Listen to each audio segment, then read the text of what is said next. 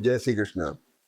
अब देखिए सिंह राशि और सिंह लग्न के लिए कैसा वक्त में आने वाला है, बड़ा इंपॉर्टेंट टाइम है। और सिंह राशि सिंह लग्न जो राहु केतु की वजह से बड़ी स्ट्रॉन्ग चली आ रही है, वो कॉम्बिनेशन जो है, जो पिछले दिनों में बड़ा भारी फायदा लिया है, अब थोड़ा स्ट्रेस में है, क्योंकि इसमें कुछ चेंजेस आ रहे हैं। अब क्या चेंज आ रहे हैं देखने की बात है। सबसे पहली बात तो ये मंगल वृषभ राशि का केतु पर दृष्ट है। ये कॉम्बिनेशन बड़ा स्ट्रेसफुल है, एक्यूट है बड़ा कॉम्बिनेशन। राहु शुक्र थोड़ा विम्सिकल जरूर है, लेकिन ये मंगल ने केतु को बड़ा एक्यूट किया हुआ, और इसकी वजह से केतु आपका पंचम भाव पर है। मेंटल इरिटेशन, चिड़चिड़ाहट, अडमेंट होना, सप्तम भाव पर दृष्ट होने की वजह से मैरिटल और बिजनेस रिलेशनशिप में दिक्कत आना, उनमें स्ट्रेस आना। मतलब ये आप क्या है कि यहाँ डिमांडिंग ज्यादा हो जाते हैं, आप थोड़ा सा बहुत ज्यादा। दूसरी बात है, इस केतु की दृष्टि नवम भाव पर भी है। दूसरी बात, गुरु बुध का कॉम्बिनेशन बड़ा एक्सप्लोरिंग है। बुध यहाँ पर वक्री है और वर्गोत्तम में है, धन के कारक हैं, पैसा आ रहा है आपके पास में, एसेट को लेकर रिशफल हो रहा है। केतु और सूर्य ने इस भाव को थोड़ा एक्टिव किया हुआ है। बच्चों को लेकर संबंधित बातें हो रही हैं, पढ़ाई लिखाई मान लो, उनकी नौकरी पेशा मान लो, उनका बाहर जाना मान लो, ये सब चीजों में अच्छे, बहुत अच्छे चेंजेस आ रहे हैं। अष्टम भाव में शनि बैठे हुए हैं, जिन पर गुरु की दृष्टि है। मैरिटल और बिजनेस रिलेशनशिप में थोड़ा एक्सप्लोरेशन आ रहा है। एक्सप्लोरेशन माने ऑल्टरनेट, और ज्यादा एक्सप्लोरेशन, बढ़ाना, उठाना, ये चीजें आ रही हैं।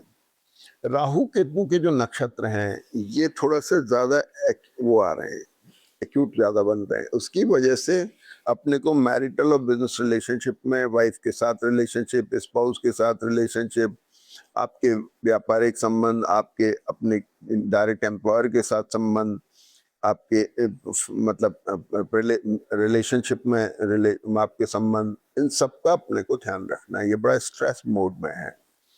अब उसके कई कारण होते हैं, वो एक अलग चीज है, वो इंडिपेंडेंट हॉरोस्कोप पे डिपेंड करेगा। तो सबसे बड़ी चीज तो क्या है, गुरु और बुध का ये हाउस जो है बड़ा एक्सप्लोर कर रहा है।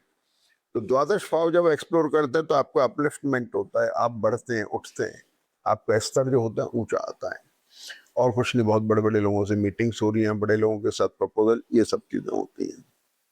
संतान पक्ष के लिए बहुत अच्छा है, कुछ ना कुछ अच्छी खबरें मिलती दिखाई दे रही हैं। तो ये बात हो गई। और मंगल दशम में बैठ के वृषभ में शनि से दृष्ट है, बहुत स्ट्रॉन्ग कॉम्बिनेशन है। यानी प्रोफेशनल पार्ट पे ये कॉम्बिनेशन बहुत स्ट्रॉन्ग है। जो वर्कलोड, जो वर्क प्रेशर आपका चलता रहा है काम काज में, व्यापार में, नौकरी में, बहुत स्ट्रॉन्ग पोजीशन बन रही है। अब आगे क्या कहते हैं, देखिए चंद्रमा की शुरुआत हुई कुंभ राशि से। कुंभ राशि में 2 दिन स्ट्रेस रहा होगा, ट्रैवल भी हो गई होगी, पॉसिबली एक्सपेंडिचर हो चुका होगा, खर्चा हो चुका होगा ट्रैवल में, किसी में भी कुछ खरीदारी में मान लें, किसी में मान लें, कुछ रिशफल। अब ये चंद्रमा जो है, ये 6 तारीख को ही बदल के सुबह 9:58 पे मीन राशि में आ जाते हैं। चंद्रमा मीन राशि में आ गए।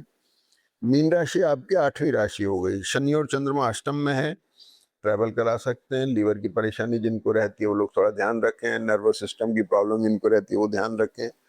लेकिन यहाँ पर द्वादशीश चंद्रमा शनि के साथ बड़ा एक्सप्लोरिंग मोड में है, बहुत उठाव आ रहा है, अपलिफ्टमेंट हो रहा है। तो मानसिक स्थिति अगर आपकी अच्छी तो फायदा हो रहा है, सीधी सीधी बात है, यूं करके मान लें। दूसरी बात, सबसे बड़ी चीज क्या है कि सूर्य जो अब तक आर्द्रा नक्षत्र में थे 22 तारीख से, तो चिड़चिड़ाहट दे रहे थे, इरिटेशन दे रहे थे, आपके चित्त में स्थिरता नहीं थी, झुंझलाहट सी आती थी हमेशा। अपने डायरेक्ट बॉस के साथ में रिलेशन, अपने फादर के साथ रिलेशनशिप, आपके एम्प्लॉयर के साथ में रिलेशनशिप, या फिर आपके जो वेंडर्स होते हैं बिजनेस में जिनसे आप माल लेते हैं, वहाँ इरिटेशन, मनोबल में थोड़ी कमी होना, ये सारी चीजें जो चल रही थी बेटर हो रही हैं। वो 6 तारीख से सूर्य का नक्षत्र बदल के पुनर्वसु नक्षत्र आएगा, और गुरु का नक्षत्र सूर्य के लिए बहुत अच्छा है, जो खास तौर पे राजपक्ष के लिए, यानी जो लोग गवर्नमेंट से, बड़े कॉर्पोरेट ग्रुप से काम करते हैं, उन लोगों के लिए बहुत बढ़िया वक्त रहेगा। तो एक सबसे बड़ा साइन हो गया। अब चंद्रमा यहाँ मीन राशि में आ गया, और चंद्रमा मीन राशि में 8 तारीख को सुबह 10:11 से 16 बजे तक वर्गोत्तम में है। तो चंद्रमा जब वर्गोत्तम में हो गए, इन पर गुरु की दृष्टि है, गुरु बुध से एक्सप्लोरिंग कॉम्बिनेशन है, एक बड़ी आइडियल पोजीशन बन रही है। इसका आपको फायदा उठाना चाहिए। फिर इसके बाद चंद्रमा यहाँ देखेंगे तो ये मेष राशि में आ गए। 21:48 तक वहां पे वर्गोत्तम में, यानी 16 बजे चंद्रमा बदल के मेष राशि में आ गए। तो जब चंद्रमा यहाँ आ गए मेष राशि के अंदर, यहाँ मंगल और शनि के बीच में है, विदेश से संबंध बहुत अच्छा बन रहा है। विदेश में रहने वाले लोग, काम करने वाले लोग, पढ़ने वाले लोग या आने जाने, बहुत अच्छा कॉम्बिनेशन है। बड़ा स्ट्रॉन्ग कॉम्बिनेशन है। मंगल शनि ने आपकी मानसिक स्थिति को बहुत स्ट्रॉन्ग बनाया हुआ है। और अब आप देखेंगे इस वीक के अंदर और भी अच्छी घटनाएं हो रही हैं। चंद्रमा को गुरु बुध का कॉम्बिनेशन बल प्रदान कर रहा है। तो 8 तारीख जो है वो 10-11 से रात को 21:48 तक है। इसमें चंद्रमा वर्गोत्तम में है। चंद्रमा का वर्गोत्तम में होना मतलब स्थिर मानसिक स्थिति है। स्थिर मानसिक स्थिति, शुद्ध मानसिकता, अच्छी पॉजिटिव माइंडसेट के साथ आप कोई काम करते हैं तो सफलता मिलती है।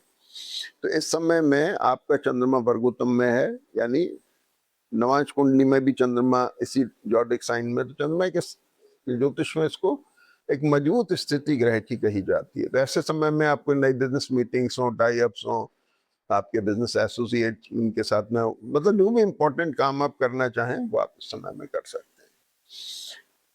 फिर इसके बाद में हम देखते हैं, लेकिन 9 तारीख को भी ध्यान रखना है। चंद्रमा भरणी नक्षत्र में, ये बड़ा अनस्टेबल नक्षत्र है, बड़ा विम्सिकल है। गलत सलत निर्णय हो जाए, कुछ भी मानसिक स्थितियां स्थिर नहीं मानी जा सकती, इसलिए थोड़ा ध्यान रखने की जरूरत है। मोस्ट प्रोबेबली ट्रैवल हो जाती है। तो 9 तारीख को 14:57 से 10 तारीख को 13:16 तक चंद्रमा भरणी नक्षत्र में, इसको अवॉइड करने की कोशिश करें।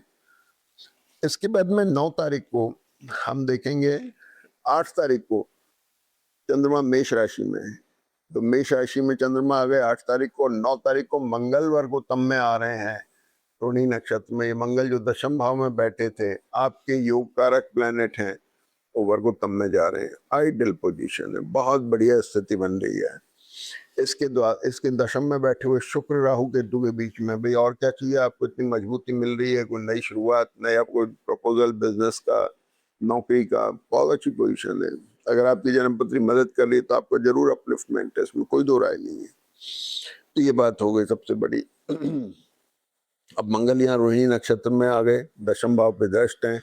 एसेट का रिशफल होना, या मान लीजिए ट्रैवल होना, कुछ खरीद फरोख्त होना एसेट की, वो पॉसिबल हो सकती है। पेरेंट्स की हेल्थ का ध्यान रखना है।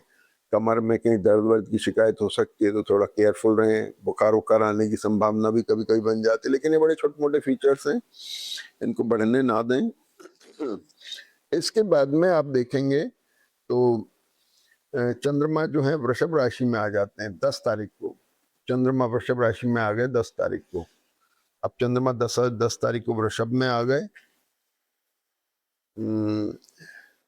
18:16 से, और 11 तारीख को चंद्रमा वर्गोत्तम में है, वृषभ राशि में है। 11 तारीख को चंद्रमा वृषभ राशि वर्गोत्तम में, 16:27 से 21:48 तक। यहाँ देखेंगे तो चंद्रमा मंगल के साथ वर्गोत्तम में है। चंद्रमा द्वादशेश है, चतुर्थेश के साथ प्रोफेशनल चेंज को दिखाई दे रहे हैं। प्रोफेशनल प्रोफाइल में change within the organisation, out of the organisation, कुछ भी हो सकता है। विदेश गमन हो सकता है, बाहर जाना हो तो वो रास्ते खुल सकते हैं।